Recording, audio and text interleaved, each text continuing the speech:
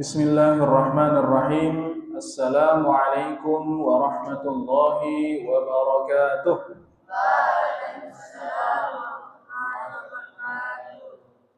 Alhamdulillah wassalatu wassalamu ala Rasulillah wa ala alihi wa sahbihi wa mawalah, amma ba'd.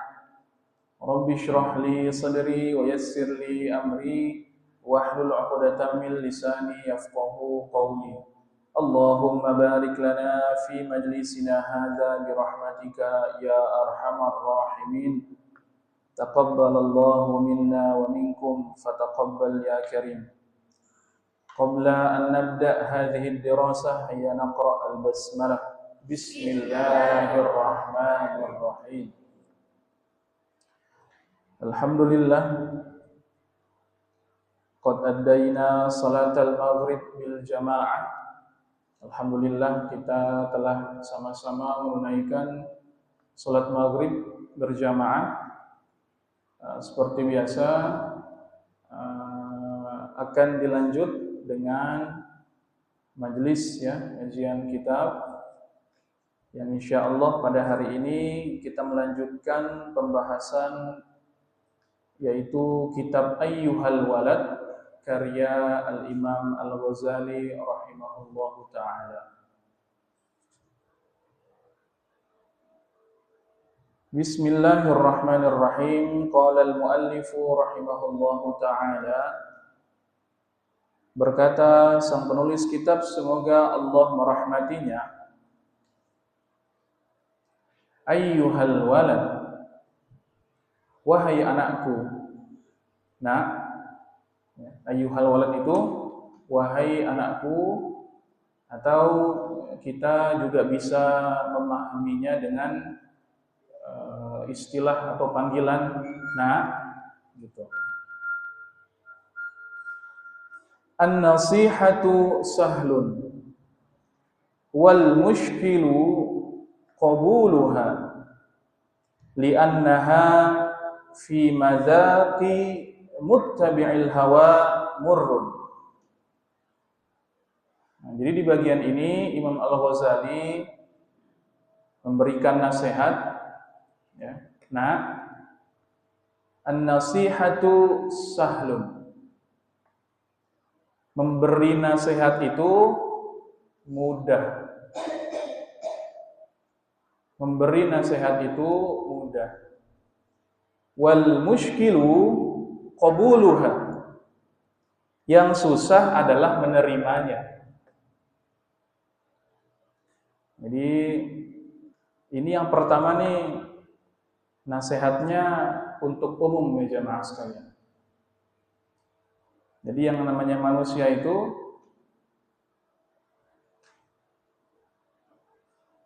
ketika posisinya memberikan nasihat untuk orang lain, itu gampang sekali tuh keluar nasihat-nasihatnya.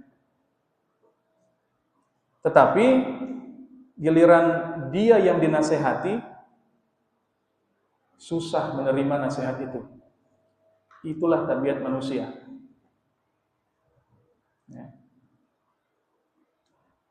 Li'annaha fi madzaqi muttabi'il hawa murrun.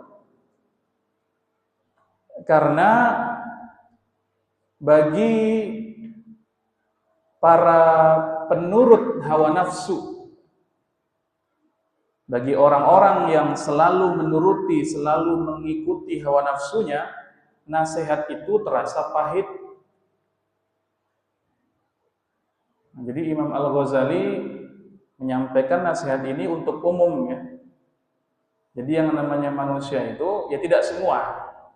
Tapi kadangkala ketika posisinya, sekali lagi, ketika posisinya adalah sebagai orang yang menasihati, itu gampang sekali tuh nasihatin orang lain. Tapi giliran dia yang dinasihati, entah kenapa kok susah sekali nerima nasihat itu. Terlebih bagi orang-orang yang masih suka menuruti hawa nafsunya. Jadi bagi orang-orang yang masih suka menuruti hawa nafsunya, nasihat itu terasa pahit. Ya. Jadi nggak mau masuk itu nasihat tuh.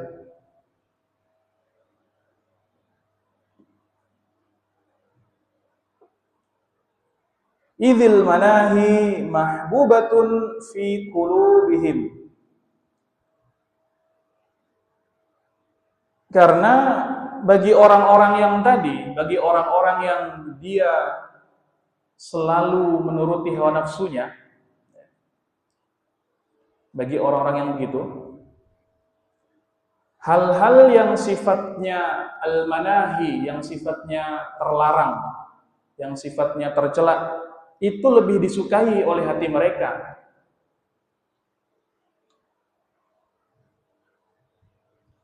Hal-hal yang sifatnya terlarang, ya, atau hal-hal yang sifatnya tercela, itu lebih disukai oleh hati mereka. Jadi, misalnya kita diberi nasihat, kita dinasehati, ya, oleh orang lain. Ketika kita dinasehati oleh orang lain, maka yang seharusnya kita lakukan apa? Menerima atau menolak? Tentu menerima.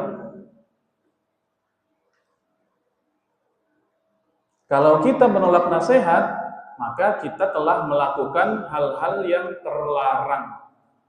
Kita telah melakukan hal-hal yang tercela.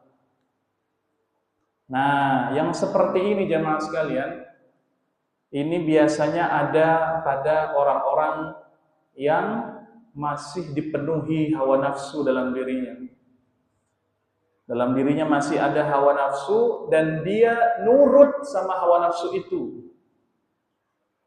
Sehingga hal-hal yang sifatnya tercela, hal-hal yang sifatnya enggak baik, itu lebih dia sukai daripada hal-hal yang sifatnya adalah kebaikan. Bisa ditangkap ya? Maka kita berlindung kepada Allah, semoga kita tidak termasuk golongan yang seperti ini. Amin. Bahaya loh kalau kita sudah tidak mau menerima nasihat itu.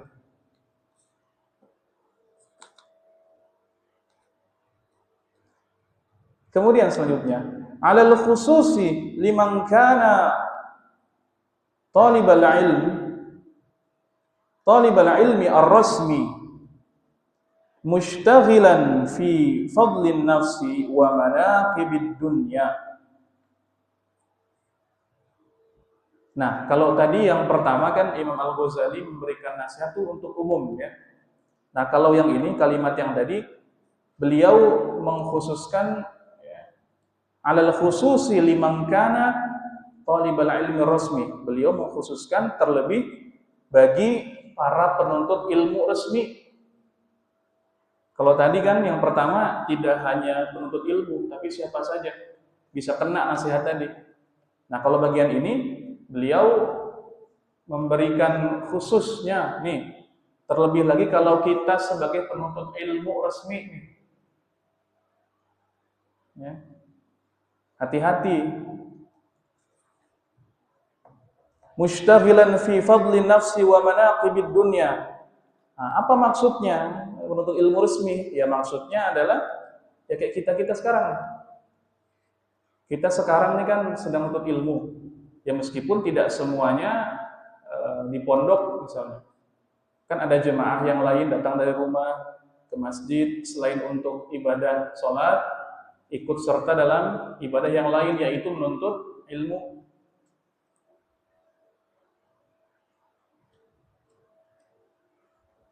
Kemudian ada juga yang ya seperti para santri memang dari awal bangun tidur sampai tidur lagi ya, seterusnya aktivitasnya itu penuh dengan agenda kegiatan menuntut ilmu. Nah, ini khusus kepada penuntut ilmu. Tapi penuntut ilmu yang bagaimana yang disampaikan oleh Imam Al-Ghazali, yang di-warning oleh Imam Al-Ghazali, yaitu penuntut ilmu yang tadi, yang sibuk ya mushtaghilan fi fadlin nafsi wa manaqibid dunya, yang sibuk untuk mencari kedudukan, mencari kedudukan diri, dan juga sibuk mencari kepentingan dunia. Artinya begini, penuntut ilmu itu tidak semua mereka yang menuntut ilmu itu lillahi ta'ala. Enggak semua mereka yang menuntut ilmu itu mencari ridha Allah, enggak semua. Ada saja orang-orang yang dia menuntut ilmu dimanapun tempatnya, apapun kondisinya, tujuannya apa? Tuh tadi tujuannya. Dia sibuk mencari kedudukan diri, sibuk mencari kepentingan dunia. Di antaranya apa? Mau dianggap sebagai orang yang rajin misalnya. Weh, tahu rajinna Gus Fatih. Weh, tahu rajinna ini Haji Ikram.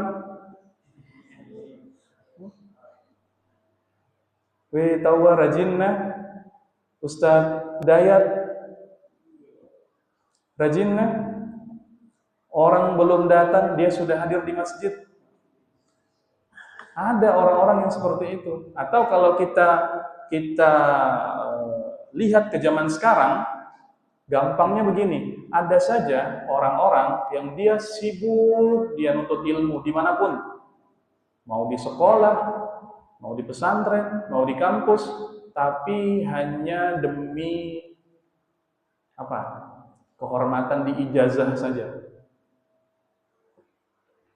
Atau misalnya dia datang ke tempat-tempat tahfiz, dia datang ke pondok-pondok Quran. Apa yang dia incar? Yang dia incar nanti wisuda saya akan diberikan sertifikat hafiz, kemudian dipakaikan simulasi mahkota, akan diwisuda dengan drama nangis-nangis. Ada yang begitu. Jangan dikira semua nuntut ilmu itu ya lillahi ta'ala. Ada yang memang dia pengen, bahasa orang sini apa ya, pengen dibilang, berarti pengen dibilang ya. Haus validasi, gila hormat, pengen dipuji. Misalnya contoh, tahun depan ada wisuda hafiz di sini kan. Misalnya Muhammad Al-Fatih asal Selayar dengan hafalan 25 juz. Nah itu. Dianugerahi sertifikat, kemudian apalagi difoto, dibikin konten, ada backsound.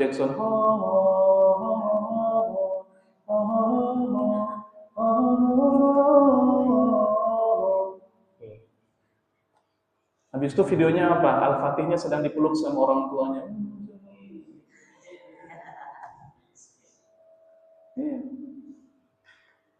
Jadi misalnya tujuan Al-Fatih hanya untuk itu misalnya.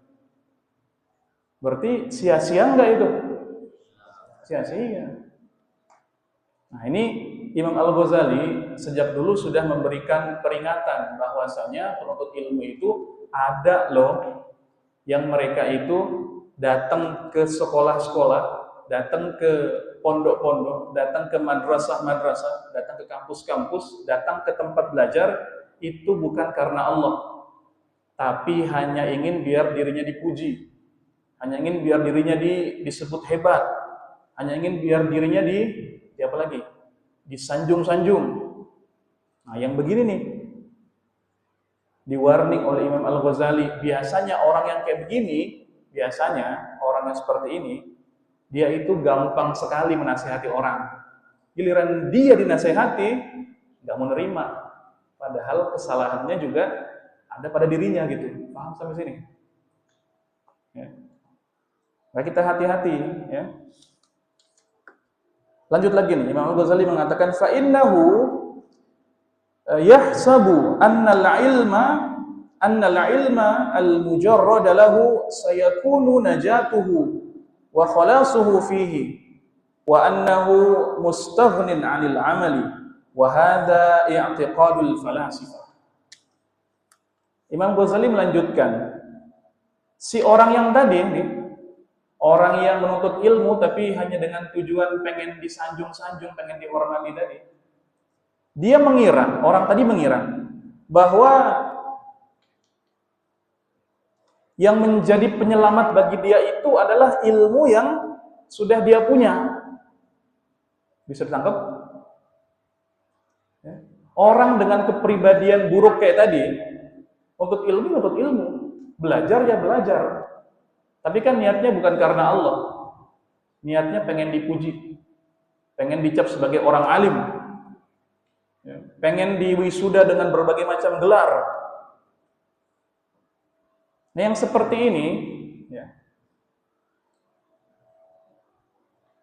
orang-orang seperti ini tuh mengira bahwa yang akan menjadi penyelamat bagi dia itu ilmu yang dimilikinya.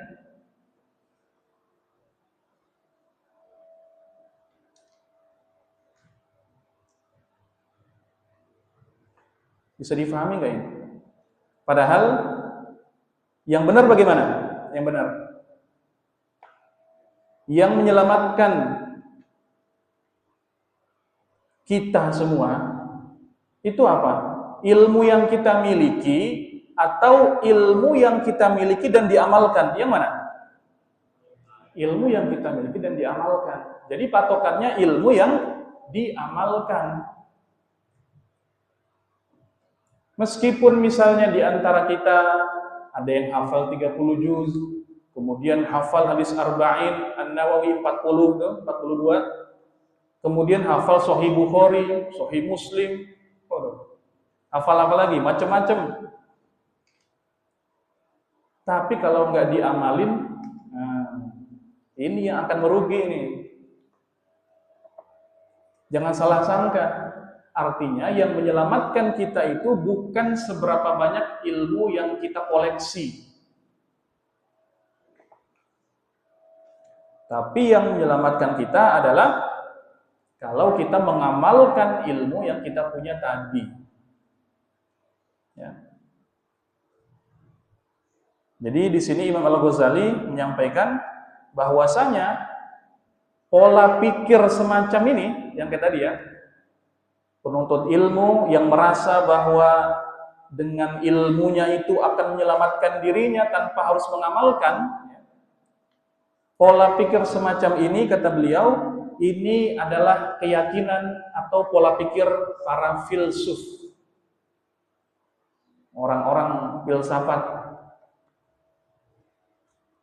Ya tentu orang-orang filsafat yang nggak benar ya. Jadi dalam kitab yang lain Imam Al-Ghazali itu menjelaskan bahwa para filsuf itu tidak semuanya sesat. Ada juga para filsuf yang benar.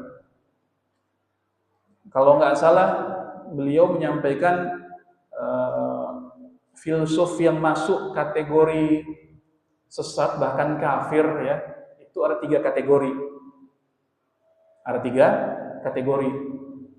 Nah, tentu kita nggak akan bahas di sini, karena kalau kita bahas kajiannya filsafat nanti. Bisa difahami ya. Nah, jadi begitu. Subhanallahil azim. Subhanallah. Ini Imam Al-Ghazali melanjutkan ya. La ya'lamu hadzal qadra annahu hina hassala al-ilma idza lam ya'mal bihi takunul hujjatu alaihi akidun. Beliau melanjutkan ya.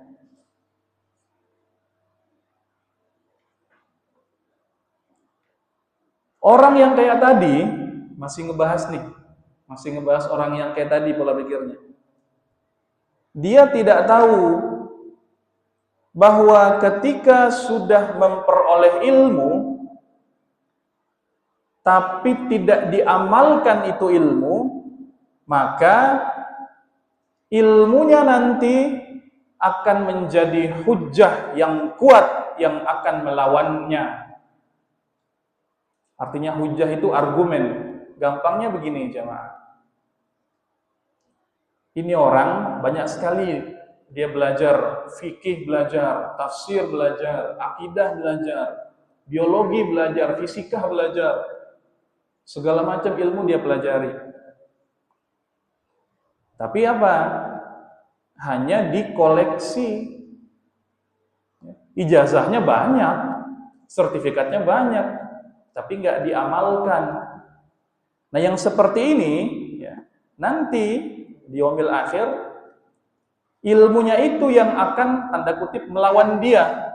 Harusnya kan dengan ilmu itu bisa memasukkannya ke surga, ibaratnya begitu. Tapi karena ilmunya nggak diamalkan, justru ilmu itu yang nanti akan tanda kutip melawan dia. Yang menjadi apa? Yang menjadi pendorong yang akan menyeret dia ke neraka karena ilmu tadi itu yang nggak diamalkan. Ya. Kama qala Rasulullah sallallahu alaihi wasallam, asyaddun nas azaban yaumal qiyamah alimun la yanfa'uhu Allah bi'ilmi. Sebagaimana sabda Rasulullah sallallahu alaihi wasallam, ya, yang artinya manusia yang paling keras siksaannya pada hari kiamat nanti apa? Yaitu adalah orang-orang yang berilmu tetapi Allah tidak memberi manfaat dengan ilmunya tadi. Artinya dia punya ilmu yang harusnya dengan ilmu itu bisa mengangkat derajatnya di akhirat nanti, ternyata malah sebaliknya.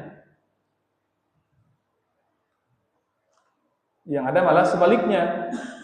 Ilmunya karena tidak diamalkan, maka ilmu tadi yang menjebloskan orang itu ke dalam neraka. Ini bisa dipahami, bisa tangkap ya. Dalam hadis yang lain juga ada tuh di Arba'in, nanti kita pelajari insyaallah.